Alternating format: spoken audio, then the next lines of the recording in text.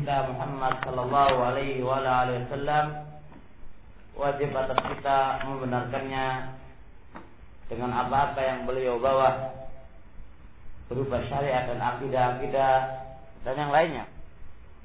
Dan wajib kita benarkan secara terperinci, kemudian diamalkan, kemudian iltizam di atasnya. Dan lihat kullun mukallafun bihsabi. Masing-masing jiwa, masing-masing orang-orang yang dibebani itu menurut kadar ukurannya dia masing-masing. Waqad yuqal, dan bisa dikatakan innal maqama, sesungguhnya maqam, posisi atau kedudukan, la yahtamilu mislu hadza tafsir, tidaklah mungkin memuat perincian seperti ini, yang mana alladzi yu'addu mafhuman bil badihati, yang mana itu dianggap sudah mafhum secara fitrah.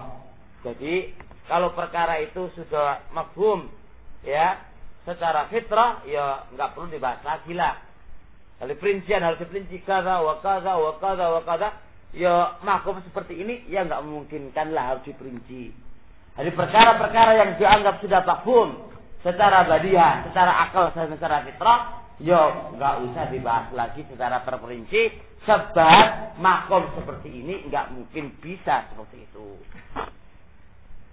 Tapi fanaqul, cuma itu kami bisa mengatakan fi masail i'tiqad, dalam masalah i'tiqad ala wajil khusus, dengan bentuk secara khusus, yajibu taharril bayan, wajib untuk ditahqiq penjelasannya.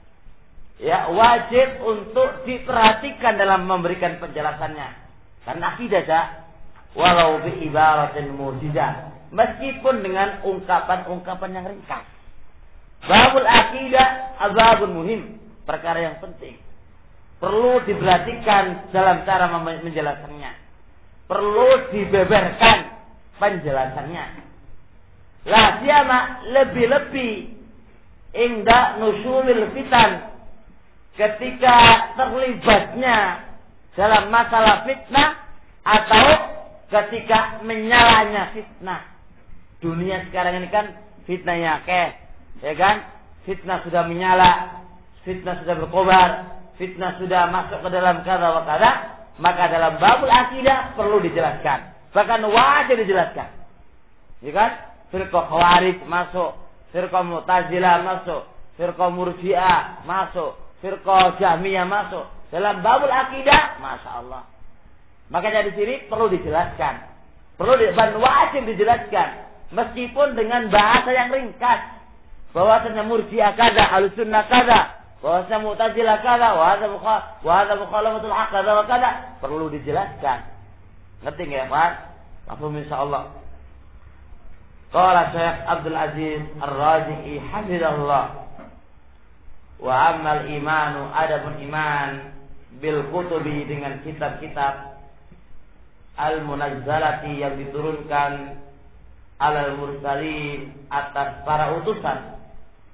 Jadi kutub-kutub yang diturunkan oleh Allah kepada para mursalin, ya fanu'minu bihim jumlatan, kami mengimani dengan mereka-mereka ini secara global serta secara terperinci. Ya kita imanilah globalnya seperti ini dan perincinya seperti ini. Nu'minu, kami mengimani, biman sammallah, dengan orang yang Allah telah beri namahi, ya, fi kitabihi, dalam kitabnya, minat Taurat kepada siapa ya? Musa. Jadi kita imani Allah Subhanahu wa taala menamai di dalam kitabnya itu bahwasanya Taurat adalah diturunkan oleh Allah kepada Nabi Musa. Kita imani. Waz-Zabur wal Injil kepada Nabi Isa. Waz-Zabur kepada siapa? Nabi Daud. Wal Quran Nabiyuna Muhammad. Wa suhfi Ibrahim wa suhfi Musa. Ada lembaran-lembarannya milik Ibrahim, dan ada lembaran-lembarannya Musa alaihissalatu wassalam. Jadi kitabnya Ibrahim namanya Suhuf, kitabnya Musa namanya As-Suhuf. Allah berikan kepada mereka lembaran-lembaran dan Allah berikan kepada Musa lembaran-lembaran. Nu'minu biha tafsilan. Kita imani itu dengan secara terperinci. Ya benar. Injil kepada kada, Zabur kepada kada, wa kada. Wa nu'minu, dan kita imani bi anna lillahi, bahwasanya bagi Allah siwa dzalika kutuban, memiliki kutub-kutub yang lain. Nah, Allah Subhanahu wa taala tidak terfokuskan hanya beberapa kutub ini saja, tidak. Allah itu memiliki kitab-kitab yang lainnya. Ngerti enggak, Mas? Dari Allah itu tidak hanya punya kitab Taurat, Injil, Zabur, Quran, Suhuf, Ibrahim, Musa, tidak. Allah memiliki kitab-kitab yang lainnya. Anzalaha ala anbiya'i wa rusuli, yang Allah turunkan kepada para nabinya dan kepada para rasulnya. Jadi Allah turunkan kitab itu kepada para nabinya dan kepada para rasulnya. Cuma la ya'rifu asma'aha wa adada ilallah. Cuma enggak ada yang mengetahui nama-namanya apa dan berapa bilangan. Enggak ada kecuali Allah Subhanahu wa taala. Berapa kitab yang Allah turunkan, enggak ada yang mengetahuinya.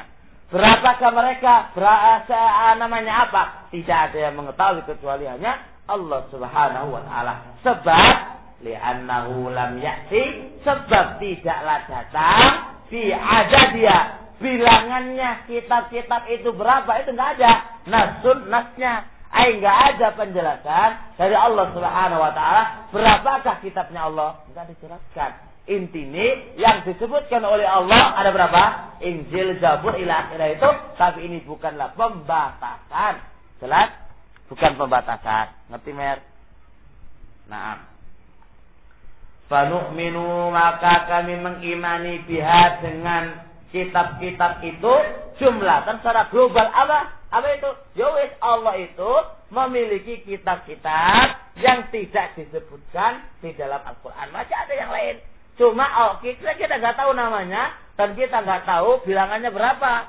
Karena Allah nggak menjelaskan kepada kita. Jadi Allah itu tidak hanya memiliki ini saja, tidak. Banyak kitabnya Allah Subhanahu wa ta'ala. Tak, yang perlu yang terpenting adalah wa anna haqqun wa huda wa nurun wa syifa.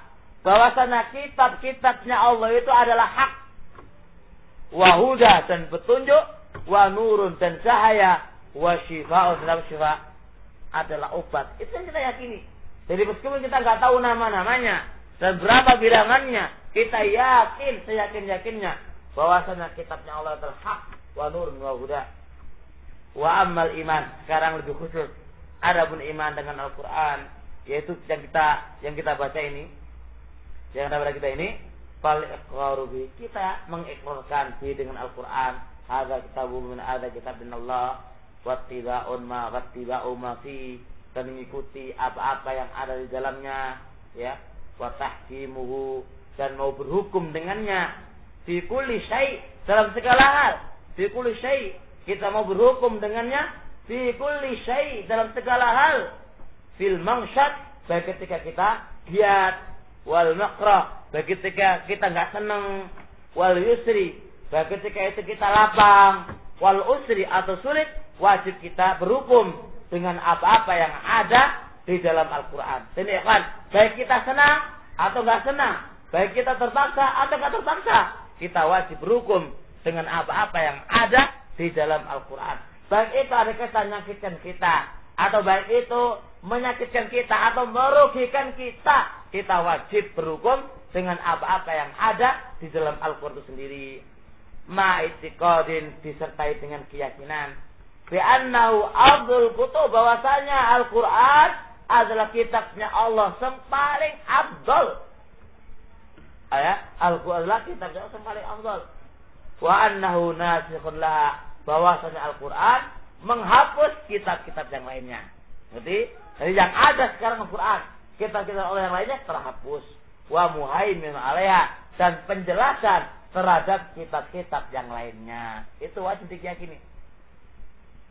Wadhalika, kalau begitu amrun zaid, ini perkara lebih daripada kitab-kitab yang lainnya. Kalau kitab-kitab yang lainnya hanya diyakini itu saja secara global. Tapi kalau Al-Quran kita harus yakini afdhal kutub wa nasikh wa muhaimin. Ini berarti amrun zaid, perkara lebih daripada perkara-perkara kitab yang lainnya untuk kita yakini.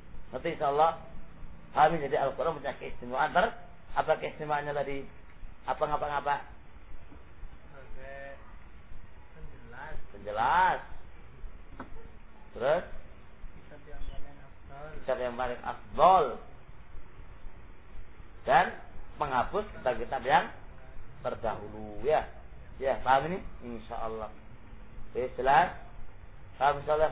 Nah, sampai di sini.